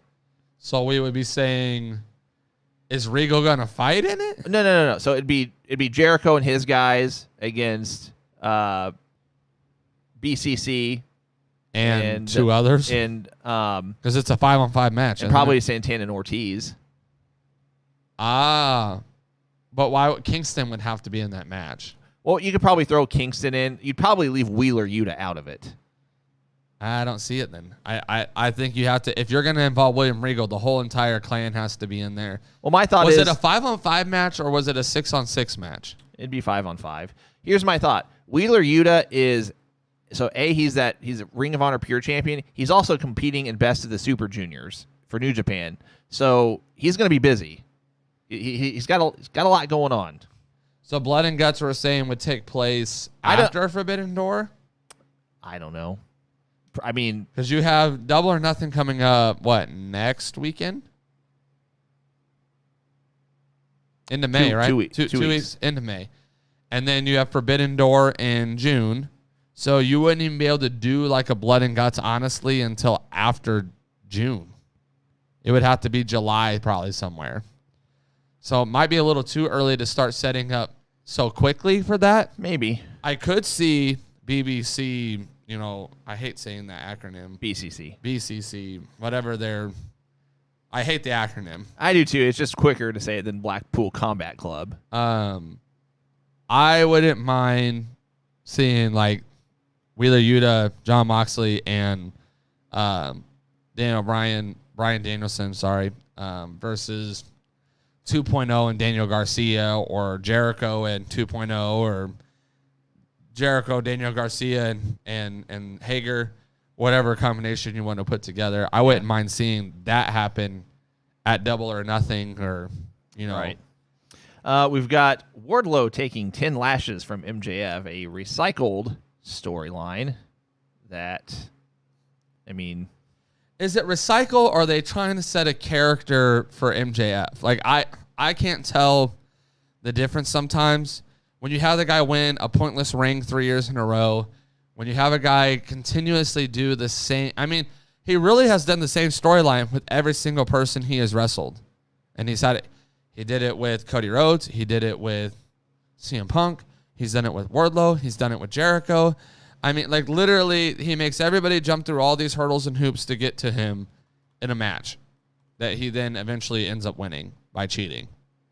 So I don't know if they're just trying to have it be the same characteristic traits over and over and over again, or if they really don't know how to book him. Like, that's the struggle. And then we have 4 tournament qualifying matches. Here's what's weird is we've got 3 quarterfinal matches and a semifinal match. Oddly timed. Yeah, you would think you would just get through all your quarterfinals and then start. Yeah. So we have the quarterfinal match on the men's side, Kyle O'Reilly against Rey Fenix. We have Hopefully that's good. We have Samoa Joe versus the Joker. We'll talk about the Jokers here in just a second. We have a men's semifinal match with Adam Cole against Jeff Hardy. And then we have a women's quarterfinal, Britt Baker against the other Joker. So I will say this first. As far as the semifinals match, the only reason why I think it's happening tonight is that it seems like they're going to set up tomorrow night. I keep saying tonight. I don't know why. I'm sorry. We used to do Wednesday shows. It seems like they're setting up for Young Bucks versus the Hardys, and I think that's going to take place at Double or Nothing. To get that going quicker, you need to have that semifinals match this week because you only have 2 weeks to build. The Young Bucks came out last week to to get in the face of the Hardys and to check on, was it Kyle or was it Bobby Fish? I think it was Bobby Fish. I don't remember. They were there. They were out there to check on their person. And then there was a little, I don't know if that was a BTE segment or if it was just a little segment they shot on what seemed like to be a smartphone. The Hardys went into the Young Bucks trailers and talked about getting in their face. And if that ever happens again, I'm going to punch you in the face and I'm going to punch you in the face. And then when they left the trailer, it showed the Hardys saying, I think they're almost ready. It's going to be a really great match. Mm-hmm. So I kind of feel like they're doing it tonight, which tells me that Adam Cole, I already thought he was going to win, but they're going to help Adam Cole win the match, and then it's going to set up for Hardys versus Young Bucks at Double or Nothing. If you wait until next week to do that, you only gave a week to build up towards that match. So that's the only reason why I think they're going to do why they're doing the semifinals tomorrow night. Because they need a little bit more time to build up. Makes sense. That tag match. Let's wrap up the show with this. Who do you think the Jokers are? I don't know. I'll tell you mine. On the men's side, I'm going with a safer pick. I think it's going to be Miro. Now, how you book Miro and Samoa Joe as far as who wins the finish, I don't know. Feels so similar of when you brought Bryan Danielson in, and it was him versus Miro or whatever, and I was like, neither one can afford to lose. Again, neither one of these guys can afford to lose. Miro cannot afford to lose his return match, and Samoa Joe can't afford to lose ever. Unless it's a dirty finish, you have Jay Lethal costing him the match. It sets up a Ring of Honor television title. I do too, Stupid. but I agree. Overdone. So Miro's a good pick. I know people are saying Johnny Gargano is possible. See a Kenny Omega return, and I don't see him having. What are you looking for? I'm intrigued about what you're looking for right now. Never mind. My hand was hitting something sticky under the table. I'm just like, this better not be gum. It's like sticky tape. Being sarcastic about my Kenny Omega comment. No. I don't think the Joker's anybody currently on the roster. Really? Like that's already there right now. You know what I mean? I don't think it's like someone who's been on television or has been around and they're just randomly in the Joker slot and no one knew it. I think it's either going to be a returning wrestler that they already had on their thing, or it's going to be someone debuting. The other thing that comes across my mind is with Forbidden Door coming, could it be someone from New Japan? They're not a big deal if they take a loss. Kazuchika Okada's in the country. Okada, Suzuki. But they did their match, I know. I feel like if they were going to have, maybe it's Jay White. He hasn't wrestled for AEW White yet. is in town. David Tilley says it's you. It's definitely not me, y'all. You know, and just throwing out crazy names, Will Ospreay, like there's all these people are here. We know that. So because they're trying to build towards the New Japan thing, I'm kind of like convinced maybe that it's a New Japan person. Yeah. Especially if you're wanting to tie Bullet Club more in. Could be Juice Robinson. It could be any one of the Bullet Club members. So I'm kind of I'm iffy on who the men's one is for sure. On the women's side, I'm going Athena. She's the event is in Houston, so she's from Texas. I think she actually lives in the Dallas area, but I mean I think that's like a quick maybe 3-hour drive or a quick flight. She would get the home state pop, I guess. She'd get a pop regardless, but by the way, Jake Something just came across my head too. Jake Something could technically be the Joker. Yeah, no disrespect to him. I just don't think enough fans know about him. True. You could have said the same thing about Ethan Page, though, when he came out as a Joker. I still say the same thing. Women's. All right, so technically, let's throw some names out there. So we have Athena. I think that is probably, in my opinion, the most likely, unless there's a returning women's wrestler that we haven't seen in a while. So, or a Forbidden Door type. Athena would be one of them. Candice LeRae could technically be on the. I feel like it's too soon after her pregnancy, though. Might be. She just had the baby, in February? Maybe not. If she had the baby, I think it was in February. So it would be March, April, May. That's 3 months removed. Yeah, February 17th. So basically exactly 3 months removed to the date of having a baby. I don't know if she would be what I would consider in top wrestling ring shape. Yeah. So I'm going to say that's a long shot. Here are my names real quick. Athena. I'm going to say these other two because they are, I don't want to say they have a history with Britt Baker, but I mean, they're friendly outside of wrestling and stuff. Deonna Purrazzo, Chelsea Green. Chelsea Green was on my list. Deonna was just on AEW, so I don't think she's on my list of names just because it wouldn't be that big of a surprise or a pop. Chelsea Green is up there. David, it's not going to be Kylie. I'm sorry. Mickie James could technically be up there. Man, what a year she would have. I mean, NWA, Impact, WWE, AEW.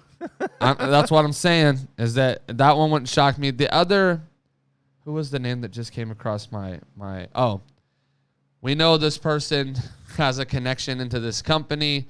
Could be a one-off, could be to promote their own promotion they're involved with. AJ Lee. I think for the love of God, I hope it's not Nia Jax. She's done with wrestling. I hope so. Nia Jax will not be her. AJ Lee could be a big pop that doesn't need the win, especially if they have Britt Baker win in a dirty fashion, things of that nature. But I think AJ Lee, to me, her or Athena would get the biggest pop. If you're going for a shock value type thing, is there any women that have been gone for a minute that it would be like, oh, that's a big return, even if they're not the biggest name, like they haven't been around in a while? I'm trying to think if there's any women that haven't been around in a minute that I feel like Sheeta has wrestled recently. I mean, we haven't brought up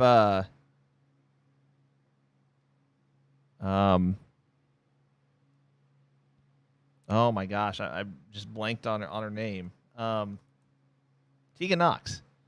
Tegan Knox could be. definitely a name to look out for. I don't know if you get as big of a pop. Probably not. The other one I had on my mind, she's been in AEW before. She's one that I never got behind. Just, I mean, for obvious reasons, she's very vulgar. Maki Ito. Okay. I was just trying to think if there was any women's wrestlers that we have not seen in a minute, you know, that have fought for AEW before, were on the roster technically, but haven't been around in a while. I can't think of anybody else. I can't see him. Someone said Abaddon. I doubt it. No. I agree that the Jokers will be somebody that is either with AEW but has not been around for a while, / not already had a match with with Joe and Britt Baker in AEW, or somebody that is making their AEW debut, whether they've signed with the company, whether they're a Forbidden Door type wrestler. So, agreed. That's where I'm at. Guys, unfortunately, it is about that time. Cole, any final thoughts? Guys, as always, thank you for watching the greatest wrestling podcast ever. We do appreciate it. Don't forget to go check out our Going Broadway podcast merch. It is comfortable. It is fashionable. You do want it. You got to have it. So go to our website and get yours today. Don't forget, we're going to be at Warrior Wrestling, I believe, next weekend. Not this weekend, but the following weekend, May 28th. We have some guests lined up that are going to stop by and chat with us for about 10 minutes during our broadcast. We'll be there during our Fan Fest event. We are sponsoring 2 matches, the 2 championship matches. So I think this is getting broadcasted. I cannot remember if they do or don't do that. But we will give you updates on that if they are broadcasting. If they are, we'll make sure you have the link so you can check out the show for yourself. Penelope Ford. That's not a big enough. Not a big enough pop, but at least that's a name. I know they air the replays on Fight TV for Warrior Wrestling. As far as if they air them live, I don't know. I'd have to look into that. So we'll try our best to get you the links and whatnot, but it should be a really great show. If you're in the area, go check it out. It'll be a good show. And stop by and see us at the Fan Fest. And guys, they're having a 25% off tickets right now, for at least for the event itself. I don't know what they look like for Fan Fest, but if you go to the show and if you're already saving 25%, buy a ticket for the Fan Fest as well. It's going to be good. A lot of big names there. A lot of your favorites are probably there. So join us for that. We are also going to do a watch party. Don't have a graphic for that. I apologize. For Forbidden Door, and that is June 26th, I believe. I thought it was 28th. It's a Sunday. It's the 26th, I believe. You might be right. It is 26th. You're right. Sunday, June 26th. So we'll be doing our next watch party for that. So put that on your calendars. That will be Twitch only. Twitch only. So if you do not follow us or have a Twitch, you might want to create an account and follow us, because that will be where we do all of that. But other than that, guys, I leave you with your favorite thing in the entire world. Thanks for joining us, guys. We'll be back live next Thursday at our normal time, normal day, 10 a.m. Eastern, 9 a.m. Central. See you then.